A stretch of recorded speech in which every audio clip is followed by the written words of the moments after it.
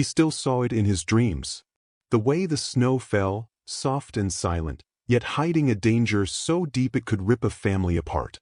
He remembered the cold that bit at his skin, but even more, the cold that gripped his heart, turning it to ice. A single bark, weak and fading, was the last sound before everything changed. A sound that echoed a betrayal so raw, so cruel, it would forever mark the grand halls of a house built on billions. What truly happened that night? And why did a simple, old dog hold the key to a family's darkest secret? This isn't just a story, it's a puzzle, a chilling true-life account that will leave you breathless. We're talking about secrets whispered in luxury, the kind of money that buys everything but happiness, and a moment of pure evil that nobody saw coming. Stick with us because by the end, your jaw will be on the floor. You won't believe what a billionaire's stepsister did, and how a helicopter landing in the yard became the least surprising part of the whole messed-up situation. Donald Lewis, a man in his late 20s, had always lived a quiet life, far from the flashing lights and endless zeros of his father's world. He was a nature lover, a man who found peace in the rustle of leaves and the gentle lapping of waves, not in the clink of champagne glasses.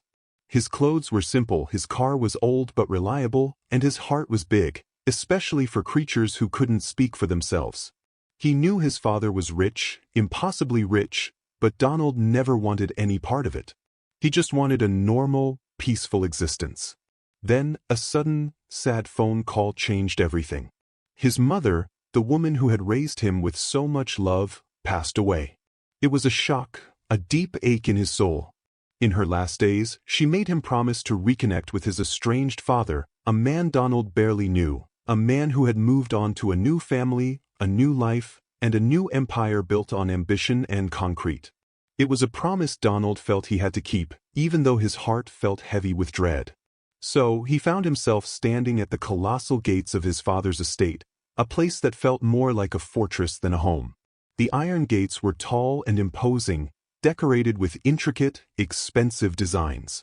Security cameras silently watched his every move. He felt a shiver, not from the cold November air, but from the sheer size and silence of the place. It was beautiful, yes, but also cold and unwelcoming. It made his small, simple car feel even smaller, almost swallowed by the long, winding driveway ahead. As he drove closer, the mansion appeared, rising like a castle against the gray sky. It was enormous, with countless windows that seemed to stare out blankly. Manicured gardens stretched endlessly, perfect and still. He saw a huge fountain in the middle of the driveway, water dancing gracefully, but it only added to the feeling of unreality. This wasn't his world. He took a deep breath, trying to calm the butterflies fluttering wildly in his stomach. He was here for his mother, to honor her last wish. He parked his modest car among a fleet of gleaming, expensive vehicles. A liveried doorman, tall and serious, opened the huge oak front door as if expecting him, though Donald felt completely unexpected. Inside, the house was even grander. High ceilings, marble floors that shone like mirrors, and giant paintings on the walls that looked like they belonged in a museum. The air smelled of old money and expensive flowers, a scent that felt alien to him. His stepmother, a woman named Victoria, greeted him with a polite but distant smile. She was elegant, dressed in clothes that probably cost more than his car, her jewelry sparkling under the chandeliers. Her eyes, however, held a coolness that matched the grand house. Then he met his stepsister, Tiffany. She was a few years younger than Donald, with a sharp gaze and a spoiled air about her.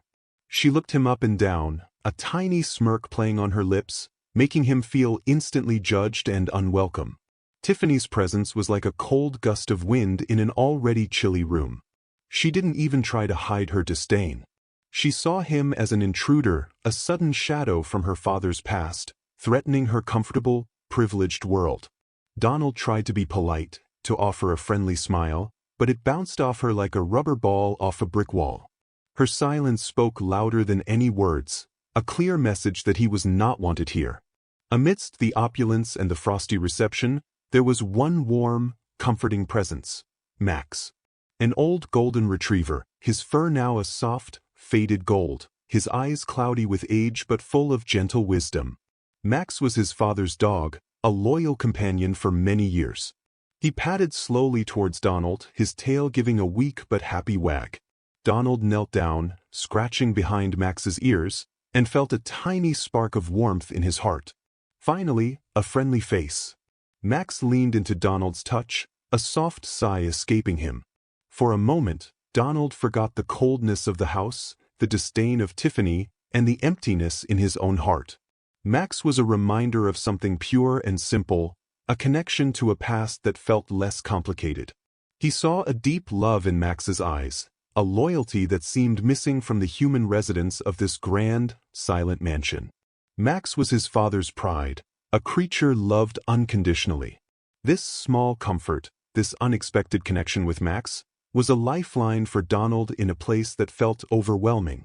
He didn't know it then, but this sweet, old dog would soon become the center of a storm so fierce, it would shake the very foundations of this billionaire's empire. A storm brewed from jealousy, cruelty, and the shocking actions of someone who thought they could get away with anything. And that innocent dog would be caught right in the middle. If you're finding this story as gripping as we are, please, don't scroll away. We pour our hearts into bringing you these incredible true tales. A simple click on that subscribe button below would mean the absolute world to us. It helps us keep telling these amazing stories that you won't find anywhere else. Please, we're begging you, hit subscribe. We promise, the next part of Donald's story gets even crazier. And tell us, where are you watching from? Drop a comment below with your city or country. It truly makes our day to see how far our stories travel. And if you comment right now, we believe something wonderful and unexpected will happen to you or your family this week. Maybe a new opportunity, a happy reunion, or just a day filled with extra joy. Your comment might just be the lucky charm. The first night in the mansion was a blur of polite conversations and stiff formality. Donald found his room grand and impersonal. But as he lay in the plush bed, a cold dread crept over him. He heard a soft whine from downstairs. It sounded like Max. A feeling of unease, a prickle on the back of his neck, told him something was wrong. What was that sound? And why did it feel like a warning? This story is just beginning, and trust me, you won't want to miss what happens next. The stage is set, the players are in place, and a chilling act of cruelty is about to unfold. How will Donald react when he discovers the unspeakable thing Tiffany does? The next chapter will plunge us deeper into the heart of this mystery, revealing a betrayal that will leave you stunned. Will Max be okay? Will Donald be able to do anything in this strange, powerful new world he finds himself in? The quiet hum of the giant house was not comforting. It was the sound of a sleeping giant, and Donald felt like it could wake up and swallow him whole. That soft whine he heard earlier came again, sharper this time, filled with a distress that made the hair on his arms stand up. It was a sound of pleading, a sound of fear. He couldn't just lie there. Tossing the heavy covers aside, he swung his legs out of bed. The polished wooden floor was cold beneath his bare feet, a cold that seemed to travel right up into his heart. Something was terribly wrong. He crept down the grand, curving staircase, each step echoing in the silence. The hallway below was lit by a single, dim lamp, casting long, spooky shadows on the walls. And there, by the heavy oak door that led to the backyard, he saw her. Tiffany. She stood with her arms crossed, her face a mask of pure annoyance. A nervous-looking maid stood beside her, wringing her hands. At Tiffany's feet was Max, the old dog, whining softly and looking up at her with confused, sad eyes. He was shivering not just from the draft, but from fear. "What's going on?" Donald asked, his voice quiet but firm. Tiffany's head snapped towards him, her eyes flashing with anger. "This is a private conversation," she snapped, her voice like ice. "This thing," she said, pointing a perfectly manicured finger down at Max, "had an accident on one of the Persian rugs. It's disgusting. This house is not a barn." The maid flinched, looking terrified. But Donald knew there was more to it. He could see a deep, ugly jealousy in Tiffany's eyes. She didn't just dislike the dog, she hated what it represented. Donald stepped closer, his voice softening. "He's just an old dog, Tiffany. He didn't mean it. It's freezing outside, you can't possibly be thinking of putting him out." He looked at the window, where snowflakes were beginning to swirl in the wind, thick and fast. He won't survive the night out there. Please, just let him stay in the laundry room. He was begging, trying to find a spark of kindness in her, a tiny piece of a heart that he hoped was hiding somewhere inside her. But what if there was nothing there? What if she was as cold as the storm outside? She let out a short, cruel laugh that echoed in the hall. Survive? It's a dog, not a person. She turned away from Donald, her back rigid with arrogance, and looked down at the frightened maid. Her voice dropped to a low, dangerous command. I told you to take him out. Are you deaf? The maid's eyes filled with tears as she looked from Tiffany's cold face to Donald's pleading one. She was trapped between a cruel boss and a kind stranger. The leash in her hand trembled. Her choice would seal the old dog's fate. The maid, her face pale with fear, fumbled with the clasp of the leash. Donald took a step forward. Don't do it, he said, his voice low and shaking with a rage he didn't know he had. But Tiffany moved in front of him, blocking his path. You are a guest here, she hissed. Know your place. With a final, heartbreaking click, the leash was attached. Max looked back at Donald one last time, his old eyes full of confusion and a deep, soul-crushing sadness. He didn't understand what he had done wrong. The maid pulled gently on the leash, her hand shaking. Max resisted for a second, his paws scraping on the smooth marble floor, a sound that tore through Donald's heart. Then, the heavy oak door swung open, letting in a furious blast of wind and snow that swirled into the warm hall. The night outside was a wall of white and black. The maid led the old dog out into the storm. Then, with a heavy, final thud that sounded like a coffin closing, the door was shut. The whining stopped. There was only silence. Donald stood frozen, staring at the door. He couldn't move. He couldn't breathe. It was as if the cold from outside had found its way inside him, freezing his blood, stopping his heart. He had been in this house for less than a day, and he had already witnessed an act of such casual, pointless cruelty that it made him feel sick to his stomach. He had failed. He had failed to protect an innocent animal. What kind of monsters lived in this house? And what other dark secrets were hidden behind these perfect, polished walls? He slowly turned his head to look at Tiffany. She was watching him, a small, triumphant smile on her face. She had won. She had shown him who was in charge. See, she said softly, as if sharing a secret. Problems are easy to solve when you're not emotional. She then turned and walked gracefully up the stairs, disappearing into the darkness of the second floor, leaving Donald alone with the deafening silence and the ghost of a dog's whimper. Her victory felt absolute, but she had no idea what she had just started. A fire ignited in Donald's chest, a burning rage that melted the ice of his shock. He ran to the large window next to the door, his hands pressing against the cold glass as he peered into the blizzard. The wind howled, and the snow was coming down so hard he could barely see a few feet ahead. His eyes scanned the yard, desperately searching for any sign of Max. For a horrible moment, there was nothing but a whirlwind of white. Then his heart stopped. Through the storm, he saw a dark shape, a small mound in the snow, lying perfectly still. It wasn't moving. His heart didn't just stop, it shattered into 1,000 icy pieces. That dark shape in the snow, so still, so final. It had to be Max. He scrambled for the door, his mind a whirlwind of panic and guilt. He should have fought harder, shouted louder, done something more than just stand there. The heavy oak door was locked. He fumbled with the complex lock, his fingers clumsy and numb. Every second that ticked by was a lifetime for the old dog freezing in the storm. The silence from outside was the most terrifying sound he had ever heard. He didn't waste time looking for his own coat. He found a thin jacket hanging by the door and threw it on, the cold of the blizzard already seeping through the fabric. Wrenching the heavy door open, the storm roared in, a furious beast of wind and ice. It stole his breath and stung his eyes. He plunged into the night, the snow already up to his ankles, his feet burning from the cold. He ran towards the spot where he had seen the shape, his heart pounding a frantic, painful rhythm against his ribs. "Max!" he screamed, but the wind snatched the name from his lips and tore it to shreds. He reached the spot, his breath coming in ragged, white clouds. He fell to his knees in the snow, his hands frantically digging. But what he touched was not fur. It was the rough, scratchy branch of a low-lying bush, its shape disguised by a heavy blanket of snow. A wave of relief washed over him, so powerful it almost made him dizzy. Max wasn't there. But the relief was gone as quickly as it came, replaced by an even colder, deeper fear. If he wasn't here, then where was he? He was lost. Lost somewhere in this giant, freezing wasteland, alone and terrified.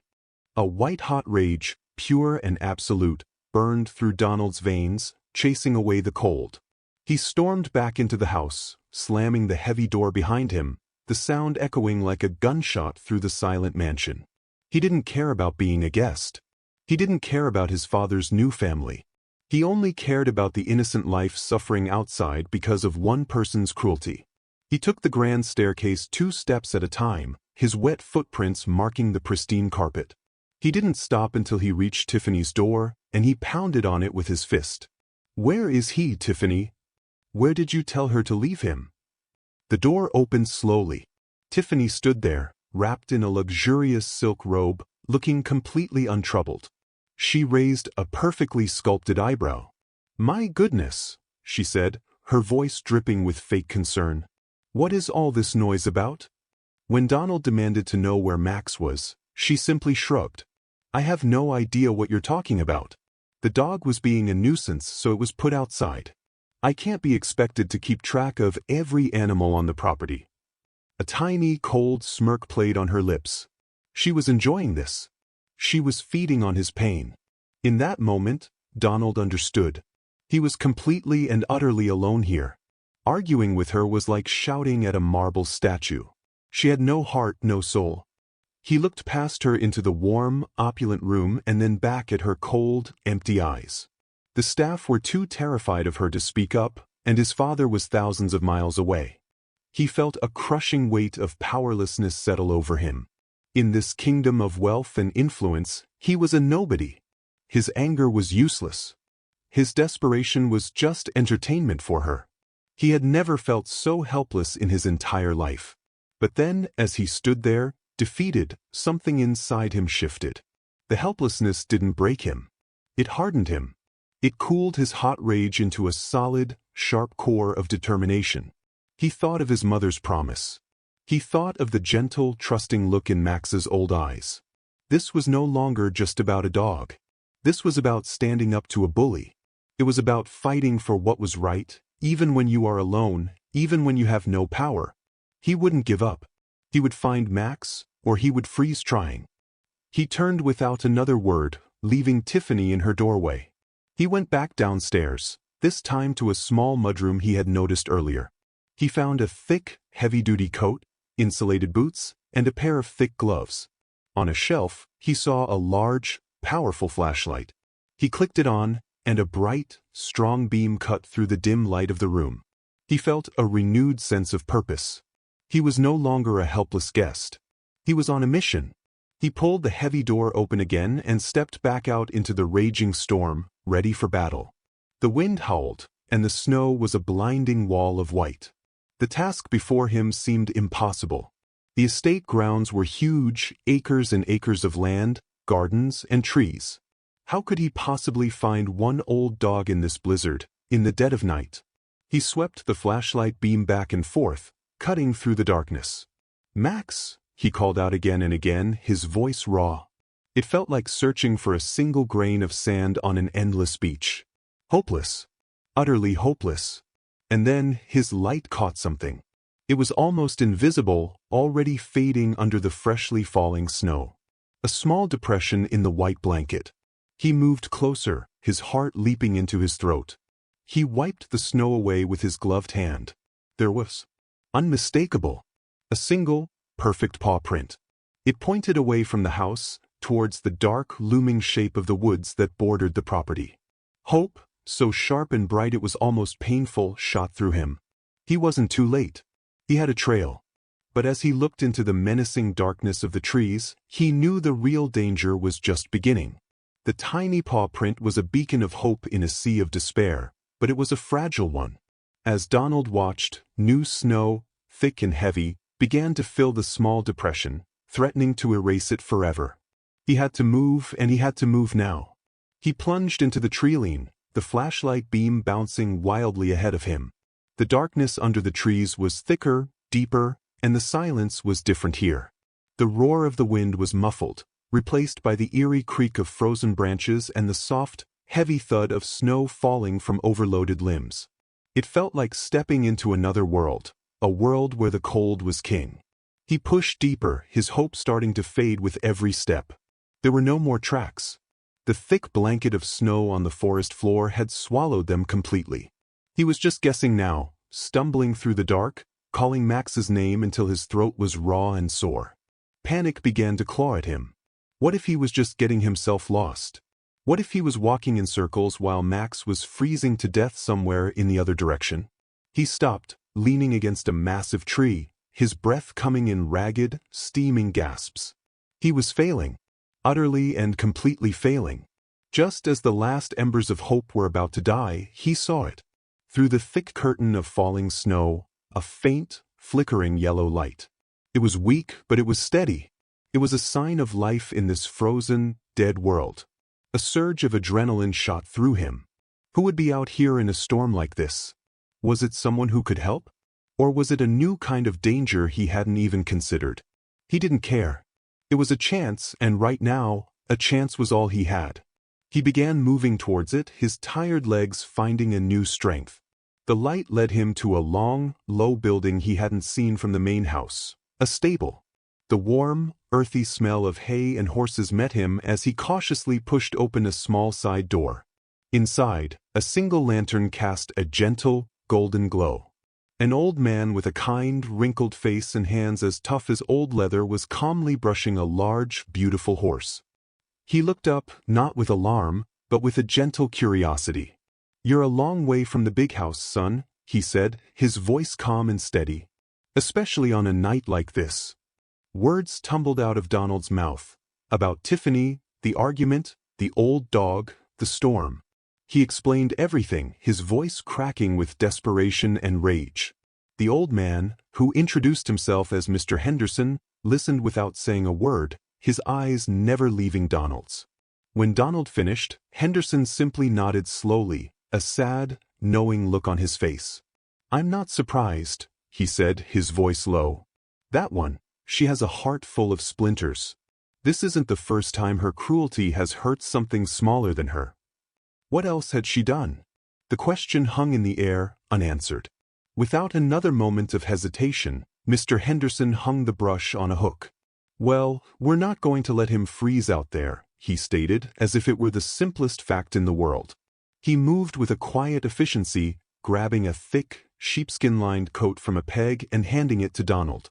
He then took down a second, much larger lantern, its beam cutting a powerful swathe of light through the stable's dusty air. "I know these woods better than I know my own kitchen. If an animal is scared and cold, there are only a few places it would go to hide. We'll check them all." Stepping back out into the blizzard alongside Mr. Henderson felt completely different. Donald was no longer alone. Two beams of light now pierced the darkness, a small army of two against the storm. Mr. Henderson moved with a confidence that amazed Donald, pointing out paths and landmarks that were invisible to him. "This way," the old man would say. "The creek is just over this ridge." The sound of the water might have drawn him near. For the first time in hours, Donald felt a true, solid flicker of hope that they might actually find him. "There's an old line cabin, about a half-mile from here," Mr. Henderson said, his voice raised to be heard over the wind. "Hunters used it years ago. The roof is mostly gone, but one wall is still standing. It would be enough to block this wind." It was a destination, a concrete place to search. But as they crested a small hill, a new sound joined the howl of the wind. It was long, low, and mournful. A howl. It wasn't the bark of a lost dog. It was something wilder, something that sent a primal shiver of fear straight down Donald's spine. Mr. Henderson stopped, holding up a hand. He listened intently, his head cocked to the side.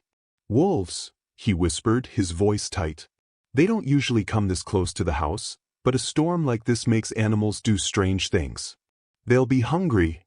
The woods, which had just been cold and difficult, now felt menacing, filled with unseen teeth and claws.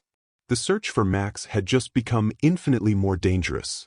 Were they now searching for a lost dog, or were they about to become prey themselves? They pressed on, moving more cautiously now, their heads on a constant swivel. Every shadow seemed to move, every snap of a twig made Donald's heart leap into his throat. Finally, through the swirling snow, they saw it, a dark shape, a collapsed structure, just as Mr. Henderson had described. The old cabin. A wave of nervous energy washed over Donald. This was it. He had to be here. As they got closer, they saw it. The small wooden door was swinging back and forth on a broken hinge, creaking loudly in the wind. Pushing it aside, Donald aimed his flashlight into the darkness, his breath held tight in his chest. But his light revealed only an empty space, the floor covered in a fresh, undisturbed layer of snow. And then Mr. Henderson let out a sharp gasp. Donald shook. His lantern beam was pointed at the ground just outside the door. There, half buried in a snowdrift, was a small, brown leather collar, its silver name tag glinting in the light. It was Max's collar. But the dog was nowhere to be seen. The world narrowed to that single, empty collar in the snow. Donald's heart plummeted, a stone dropping into a bottomless well. He snatched it up, the leather cold and stiff, the silver tag engraved with the name Max mocking him. It was proof. Proof that Max had been here, right in this spot. But the collar wasn't broken. The buckle was still done up. How could it have come off? He imagined a struggle, the terrifying sound of teeth and claws in the darkness. The wolf howl echoed in his mind, and a horrifying picture formed, so vivid it made him sick to his stomach. No blood, Mr. Henderson said, his voice a low rumble beside him. He was pointing his lantern at the snow around the cabin. If the wolves got to him here, there would be a sign. A terrible one. But there's nothing. The snow is clean. It was true. There was no sign of a fight. It was a tiny sliver of hope, but it came with a new, baffling question. If he wasn't attacked, then why would his collar be off? It made no sense. It was another piece of a puzzle that was getting more confusing and more terrifying with every passing minute. The wind seemed to get stronger, whipping snow into their faces with an angry hiss. The cold was seeping deep into Donald's bones now, a deep, painful ache that made it hard to think. He looked around at the endless, dark trees and the blinding snow. They were two men against a frozen wilderness. It was impossible. He felt the crushing weight of defeat pressing down on him again. "It's no use," Donald said, his voice hoarse. "We'll never find him. The woods are too big. We're just going to freeze to death out here." Mr. Henderson put a steady hand on his shoulder. "Giving up is not an option, son. Not yet. We just need more help. More eyes. More lights." Donald looked at him, confused. "Who would help us?" "The staff are terrified of Tiffany. They won't risk their jobs." The old man's face fell, because he knew it was true. They were completely on their own, trapped on this massive estate with a cruel gatekeeper and a raging storm. They had hit a dead end, and with every second that passed, Max's chances of survival were getting smaller and smaller. Then, a memory flickered in the back of Donald's mind. It was from years ago, a brief, awkward meeting with his father before he'd left to build his new life. His father had pressed a small, crisp business card into his hand. "Don't ever lose this," his father had said, his voice unusually serious. "Don't call it for money, don't call it to chat. This is for when something is wrong. I mean really wrong." Donald had stuffed it in his wallet and forgotten all about it. Until now. This was really wrong. This was the worst kind of wrong. With fumbling, frozen fingers, he pulled off his gloves and dug into his pocket for his wallet. His hands were shaking so badly he could barely open it. There it was, tucked behind an old photo of his mother. The card was simple, black with stark white letters. It didn't say security or assistant. It just had a single name, Davies, and a phone number. No other information. Who was Davies? Was he some kind of fixer? A bodyguard? What kind of power did this unknown person hold? He pulled out his phone, his heart sinking as he saw the battery icon flashing red. 1%. He had one chance. Just one. The signal was weak, just a single, flickering bar. He held the phone up, trying to shield it from the snow, and carefully typed in the number. He pressed the call button and held his breath, praying it would connect. For a long, agonizing moment, there was only silence. He thought it had failed. Then he heard it. A faint, electronic ringing. The ringing stopped, and a voice answered. It wasn't a secretary or a machine. It was a man, his voice incredibly calm, deep, and professional. "Davies," was all he said. Donald's own voice was a mess, a trembling mix of cold, fear, and desperation. "Hello? Mr. Davies? My name is Donald Lewis. My father, he gave me this number. He said to call if something was really wrong." He had to make this man understand the urgency, the life-or-death situation they were in. "Something is terribly wrong," Donald stammered, the words rushing out of him in a desperate torrent. "It's his dog, Max. My stepsister, Tiffany. She threw him out in the storm. We've been searching for hours. We found his collar, but he's gone. There are wolves out here, and it's freezing and—" He knew he was rambling, that he sounded crazy, but he couldn't stop himself. He needed this stranger on the other end of the line to feel the panic, to understand the horror of the situation. He took a shaky breath, trying to get to the most important part. "Please," he begged, tears freezing on his cheeks. "You have to help. She threw him out just to be cruel, and he's going to die out here if we don't find him soon. He's an old dog, he can't." And then it happened. The screen of his phone flickered once, twice, and then went completely, terrifyingly black. The line went dead. The voice of Mr. Davies was gone, replaced by the howling of the wind. Did he hear enough? Did he even believe him? Or was Donald's last, desperate call for help lost forever in the storm? The line went dead. For a moment, there was only silence on the other end of the phone, a perfect, engineered silence.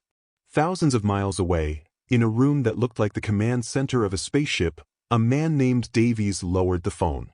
He sat perfectly still in a leather chair, his suit immaculate, his face showing no emotion at all. He didn't hear a rambling, panicked boy. He heard a code. He heard the 3 words that his boss, the billionaire Mr. Lewis, had told him were the most important in the world: Donald, Tiffany, and Max. And they had all just been used in the same sentence. Mr. Davies closed his eyes for a single second, replaying the broken pieces of the call in his mind. "Father gave me this number. Tiffany threw him out. Max. Storm, wolves, he's going to die." The boy's terror was real. The situation was exactly the kind of nightmare his boss had always feared. Davies knew about Tiffany's cruel streak. He knew how much the old dog, Max, meant to his boss. He was more than a pet. He was a living memory, a connection to a life before the billions, before the new wife, before the loneliness of power. This wasn't an incident. It was an attack on the king's heart. Half a world away, in a glass tower that scraped the sky over a bustling foreign city, Mr. Lewis was in the middle of closing the deal of a lifetime. Men in expensive suits hung on his every word. He was a lion, a titan of industry, moving companies and fortunes like pieces on a chessboard. His voice was calm, powerful, and in complete control. His personal phone, a sleek, encrypted device that only one man had the number to, was never supposed to ring during a meeting like this. But now, it was vibrating silently on the polished table, an urgent, insistent pulse. Without apologizing, Mr. Lewis stood up and walked to the floor-to-ceiling window, turning his back on the shocked businessmen. He answered the call. "Davies. This had better be the end of the world." He looked out at the city lights below, a kingdom of blinking jewels that he felt he owned. He was on top of the world, untouchable. But the words he heard next would send him crashing back to earth, reminding him of the one part of his empire he could never truly control, his own family. Davies spoke, his voice clear and precise, with no emotion. "Sir, it's Donald. He is at the estate. Tiffany has put Max outside in the blizzard. Donald is lost in the woods looking for him." The call cut out. That was it. No extra details, no drama. Just the cold, hard facts. The billionaire stood completely still, his back still to the room. The powerful men at the table watched him, confused and a little scared by the sudden, heavy silence that filled the boardroom. They couldn't see his face, but they could feel the change in the air, as if a window had been opened to a frozen Arctic wind.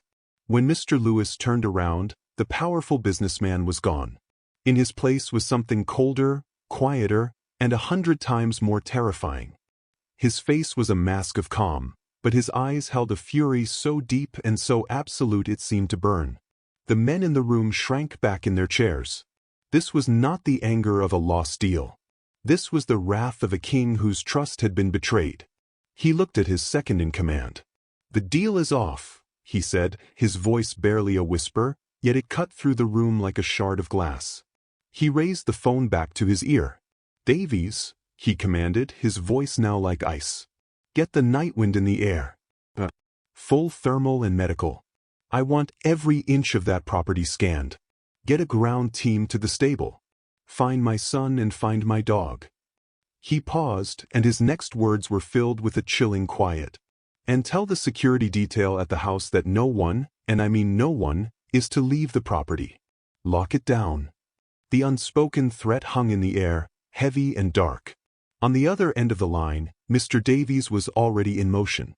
His fingers flew across multiple screens, his voice a calm, authoritative stream of orders into a headset. "Scramble Nightwind 1, Priority Alpha. Yes, airspace will be cleared. Ground Team Bravo EA to the Henderson Stables. Patch me through to Estate Security, Override Channel." It was an orchestra of power, a symphony of action. A massive, invisible machine was roaring to life, all of its focus narrowing onto one dark, snow-covered property. Meanwhile, back at the mansion, Tiffany was feeling pleased with herself. She had put the little intruder, Donald, in his place. She had gotten rid of that smelly old dog. She had restored order to her perfect world. She stood by the large living room window, a cup of hot chocolate in her hands, watching the beautiful, silent snow fall. She felt warm, safe, and completely in control. She believed she had won. She had no idea that her small act of cruelty had just launched a multi-million-dollar rescue operation. She smiled, taking a sip of her drink, enjoying the peace and quiet. She didn't know that her father had just abandoned the biggest deal of his career. She didn't know that a team of highly trained professionals was speeding towards her home. She didn't know that a man named Davies was monitoring her every move through the estate's security cameras. And she certainly didn't know that somewhere, in the dark belly of a private hangar, the powerful rotor blades of a black helicopter were just beginning to spin, preparing to tear her perfect, quiet night apart. Back in the warm, quiet mansion, Tiffany felt a deep sense of satisfaction. She had won. The house was hers again, free from the shadow of her father's past and that filthy old dog. She curled up on a plush sofa in front of a crackling fireplace, the flames dancing and casting a warm, orange glow across the room. She felt powerful, untouchable. The storm outside only made the house feel cozier, like her own private castle where her word was law. She was the queen here, and she had just banished the one thing that annoyed her. She had no idea how small her kingdom truly was. It started as a feeling more than a sound. A tiny, low vibration in the floorboards, so faint she thought she was imagining it. She shifted on the sofa, pulling the soft cashmere blanket tighter around her. The vibration came again, a deep, steady hum, like a giant machine running far, far away. She frowned, annoyed. Was it the furnace acting up? She hated when things in her perfect house didn't work perfectly. The staff would hear about this in the morning. She closed her eyes, trying to ignore it, trying to sink back into her perfect, victorious peace. But the humming didn't stop. It grew. Slowly, steadily, it got louder, changing from a hum to a low, rhythmic thumping. Thump, thump, thump. It was a sound that didn't belong here, a sound that broke the silent, snowy peace of the night. A few of the house staff, nervously cleaning in the grand hall, stopped what they were doing. They looked at each other, their eyes wide with confusion. They could feel it too, a strange shaking in the very bones of the old mansion. What was making that noise? And why did it feel like it was getting closer? Tiffany sat up, her annoyance now turning into anger. She threw the blanket off and stormed to the window, ready to yell at a groundskeeper if a snowplow was making this racket. She pulled back the heavy velvet curtain and peered out into the blizzard. But there were no plows. There were no trucks. There was only the swirling white snow, dancing hypnotically in the spotlights that lit the mansion's exterior. The thumping sound was even louder now, coming not from the ground, but from the sky. It was coming from above the clouds. The sound was no longer just a thump, it was a roar. A deep, powerful, chopping sound that seemed to shake the air itself. A crystal glass on a nearby table began to vibrate, its gentle clinking a tiny, terrified sound against the growing noise. The staff were now huddled together, staring up at the ceiling, their faces pale with fear.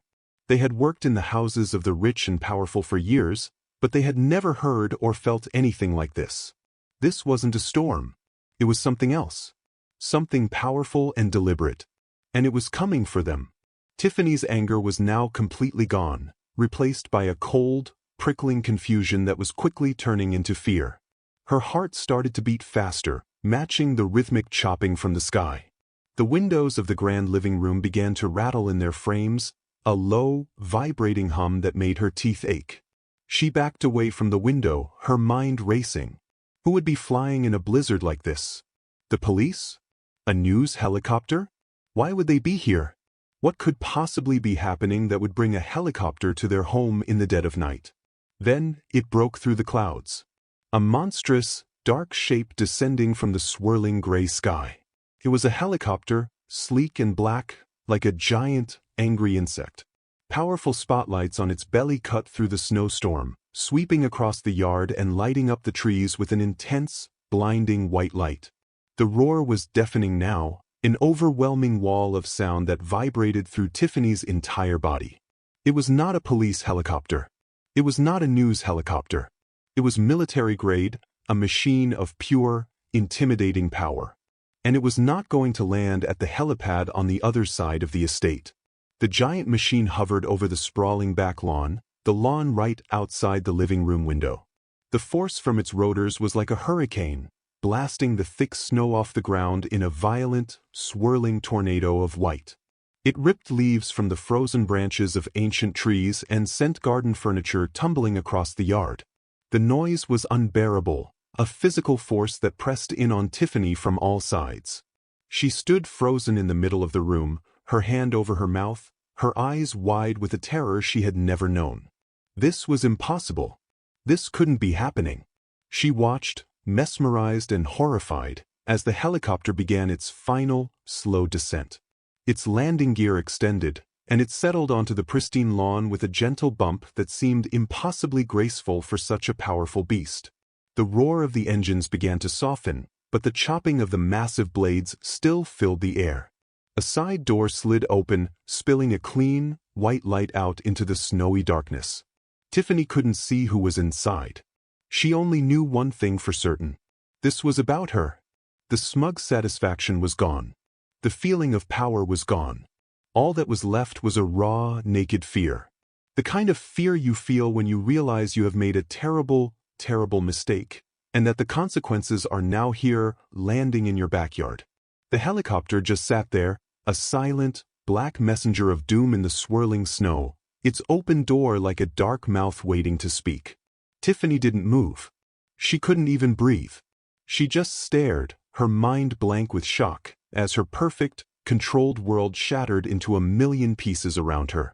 The helicopter blades spun slower and slower, but the terrible chopping sound was now inside Tiffany's head, a frantic heartbeat that wasn't her own. The open door of the helicopter was a black, waiting mouth. Then a figure appeared.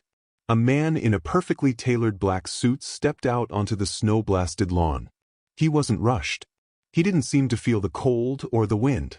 He moved with a calm, deliberate purpose that was more frightening than any amount of shouting would have been. He was a silent storm, and he was walking directly towards the house. As the man walked, the rotor wash from the still-spinning blades whipped his coat around him, but he didn't even flinch. He was like a statue come to life, his face calm and unreadable. Tiffany's mind reeled. Who was this man? He walked as if he owned the very ground he stepped on, as if this house and everything in it already belonged to him. The house staff, who had been frozen in fear, now seemed to shrink back, trying to make themselves invisible. They recognized a kind of power that went far beyond Tiffany's spoiled tantrums. This was something else entirely. Just as the man reached the stone patio, another sight made Tiffany's blood run cold. Through the swirling snow, she saw a pair of bright headlights cut through the darkness near the stables. A large, black SUV, the kind used by secret agents in movies, had pulled up silently. Two more figures in dark coats got out and jogged towards the stables. This wasn't just one man. It was a team. An organized, professional force that had descended on her home with terrifying speed and precision. What had she done? What had she truly started? The man in the suit stopped at the glass doors of the patio. He didn't knock. He didn't have to.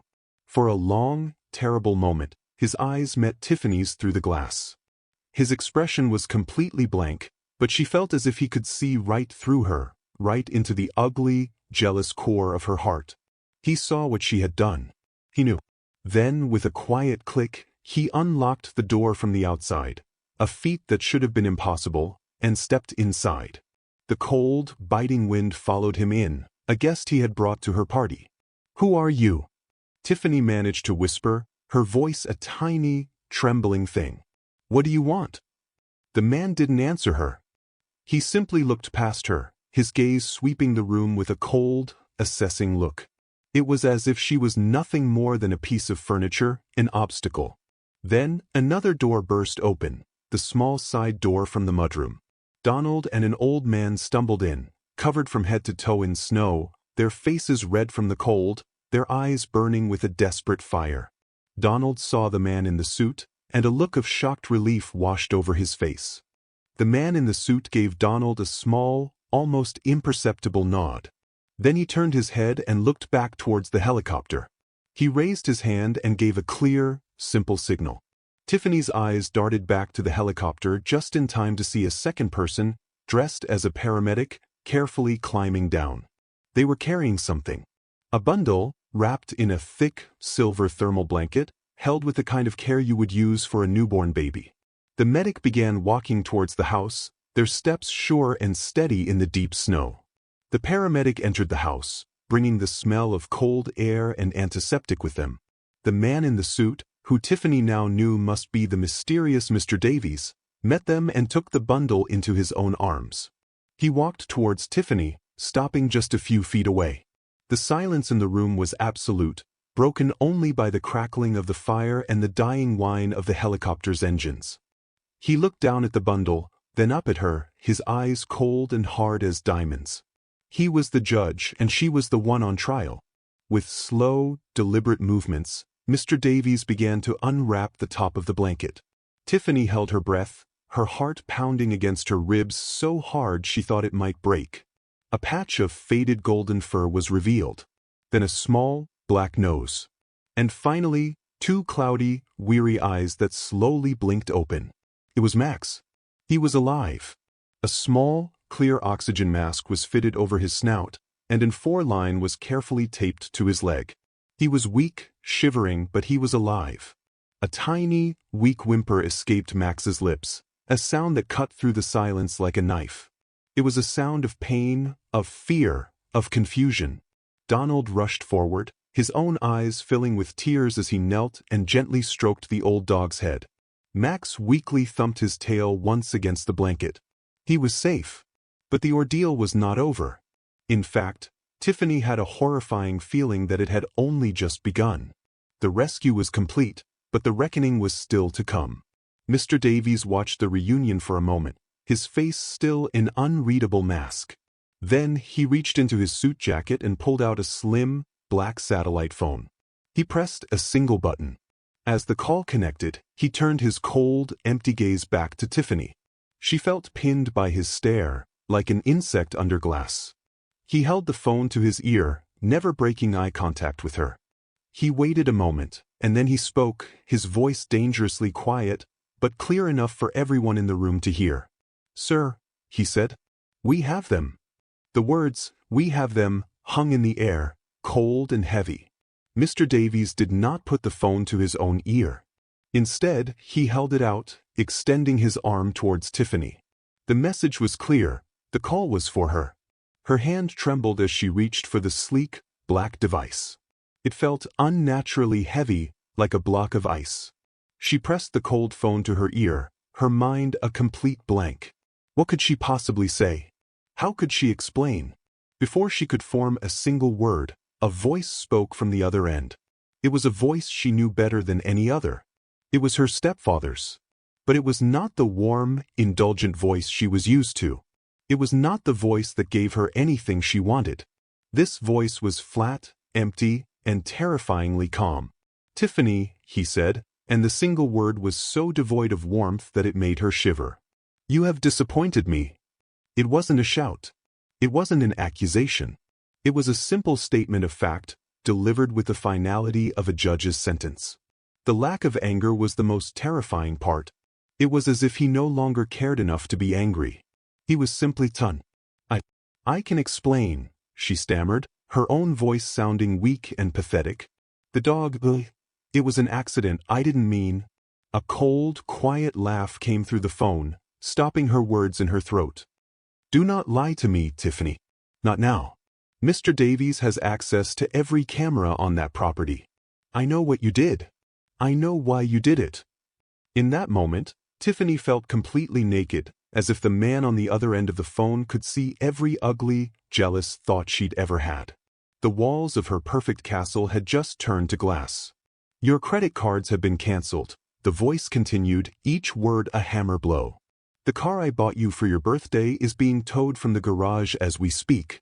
You will go to your room and you will pack one small bag.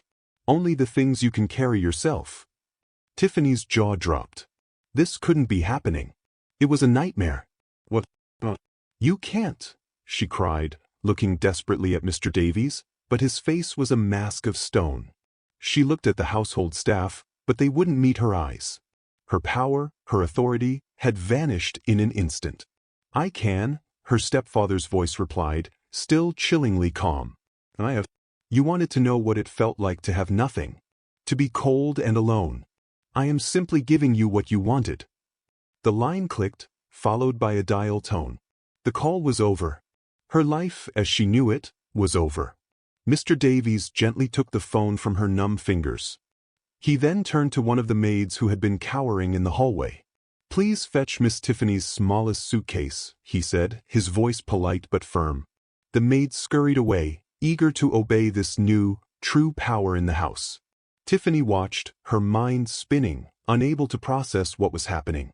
Her cards, her car, her home, all gone. She was being thrown out just like she had thrown Max out. The perfect, cruel irony was not lost on her. She looked over at Donald, who was now sitting on the floor, gently stroking Max's head while the paramedic checked the foredrip. He wasn't even looking at her. He wasn't gloating or smiling. He was just focused on the creature he had saved. In his quiet care for the old dog, he looked more like the son of a billionaire than she ever had. The maid returned with a small, plain suitcase, the kind Tiffany had never used in her life. She placed it at Tiffany's feet and then backed away quickly. It was real. This was really happening. Where am I going?" she whispered, looking at Mr. Davies. He looked at her, and for the first time, she saw a flicker of something in his eyes. It might have been pity, but it was gone as quickly as it appeared. "That has already been arranged," was all he said. The vague answer was more terrifying than any specific destination. Was it a cheap apartment? A boarding school? Someplace worse? She looked around the magnificent room, at the roaring fire, the priceless paintings, the life of unbelievable luxury she had always taken for granted. It was all being ripped away from her. She felt a surge of pathetic, useless anger. "You can't do this," she screamed, her voice cracking. "This is my home." Mr. Davies didn't even blink. He simply gestured with one hand towards the grand staircase. The message was clear: go. Her protest died in her throat. She had no power here. She was nothing. Slowly, like a queen who had just lost her throne, she turned and walked towards the staircase. The staff parted to let her pass, their faces a mixture of fear and, she imagined, secret satisfaction. She had treated them all like dirt for years, and now they were watching her fall. She placed her hand on the polished banister and began to climb, each step feeling heavier than the last. She was walking away from everything she had ever known, and she had no one to blame but herself. But what was the final piece of her punishment? What secret did Davies and her father hold about where she was going? At the top of the stairs, she couldn't resist one last look back. She saw Mr. Davies kneel down beside Donald. He wasn't talking about Tiffany. He was looking at Max with genuine concern. "Your father has a vet on standby at the clinic," Davies said to Donald, his voice softer than any she had ever heard him use. "We'll take him as soon as he's stable enough to move." He placed a comforting hand on Donald's shoulder. And in that moment, Tiffany understood the most painful truth of all. She hadn't just been punished. She hadn't just been thrown out. In a single night, in her own home, she had been completely and utterly replaced. Upstairs, a door clicked shut. Tiffany was gone. The screaming and the drama were over. Downstairs, the house was filled with a strange, new kind of quiet. It wasn't the cold, empty silence from before. This was a warm, peaceful quiet. The paramedic gave Donald a reassuring smile. "His heart rate is steady. He's exhausted and very cold, but he's a tough old boy. We can move him now." Gently, they lifted the blanket-wrapped Max onto a small, wheeled stretcher. Donald never left his side, his hand resting softly on the old dog's fur, a silent promise that he would never be alone again. As they moved towards the door, Mr. Davies approached Donald. He was holding out the satellite phone again. "Your father would like to speak with you," he said, his voice now respectful, almost gentle. Donald took the phone, his heart beating nervously. He had only ever known his father as a distant, powerful figure. What would he say now? He put the phone to his ear. "Hello," he said, his voice barely a whisper. "Donald," his father's voice came through, and it was thick with an emotion Donald had never heard before. "Thank you. From the bottom of my heart, thank you for saving him." Tears welled up in Donald's eyes. It wasn't just about the dog. It was about so much more. "He's going to be okay," Donald promised. His father let out a long, shaky breath on the other end of the line. "I know. Because of you. But I have been a poor father to you, Donald. I let my work and my new life get in the way. I am so sorry." The apology was so raw and so real that it took Donald's breath away. "Tonight," his father continued, "you showed me what loyalty and love really look like. That house is as much yours as it is mine. Please stay. Don't be a guest. Be my son." Outside, the first light of dawn was beginning to break, painting the sky in soft shades of pink and gray. The storm had passed. Mr. Davies walked over to Mr. Henderson, who had been standing quietly by the stables, making sure his horses were calm. "Mr. Lewis sends his personal gratitude, Mr. Henderson," Davies said. "He knows you risked your job tonight to do the right thing." The old man simply nodded. "It was the only thing to do," he said. "Well," Davies continued, a rare, small smile touching his lips, "Mr. Lewis believes a man of your character deserves a long and happy retirement. Your pension has been tripled. Effective immediately." The next morning, the world was brand new. The sun shone brightly, making the fresh snow sparkle like millions of tiny diamonds. The air was clean and crisp. Inside the mansion, the atmosphere was completely transformed. The staff bustled about with smiles on their faces, a weight lifted from their shoulders. The cold fear that Tiffany had created was gone, replaced by a feeling of warmth and relief. It was no longer a cold, imposing fortress.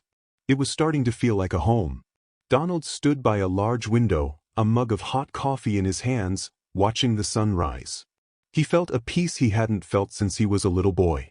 A few days later, Max came home from the vet. He was still a little weak, but his tail wagged with a strength Donald hadn't seen before. He trotted happily into the grand living room and curled up on a soft rug in a patch of warm sunlight, right in front of the fireplace. He was the king of the castle and everyone knew it. Donald sat on the floor beside him, scratching behind his ears. In the end, it wasn't the money, the cars, or the giant house that held any real value. The greatest treasure in the entire mansion was this sweet, loyal, old dog. And Tiffany? She was sent far away, to a place where her stepfather's money could not buy her special treatment. A strict, remote school where she would have to learn the value of hard work, respect, and kindness.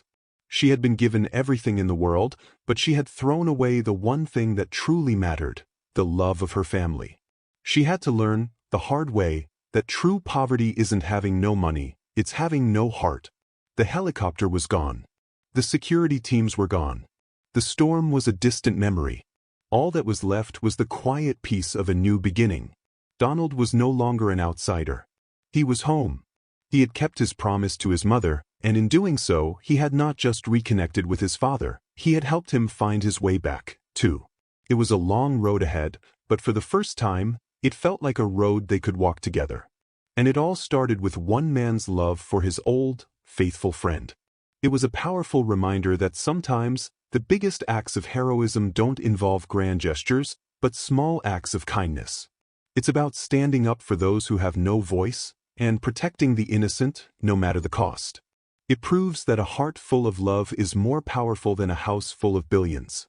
If this story touched your heart, please, don't let it just end here.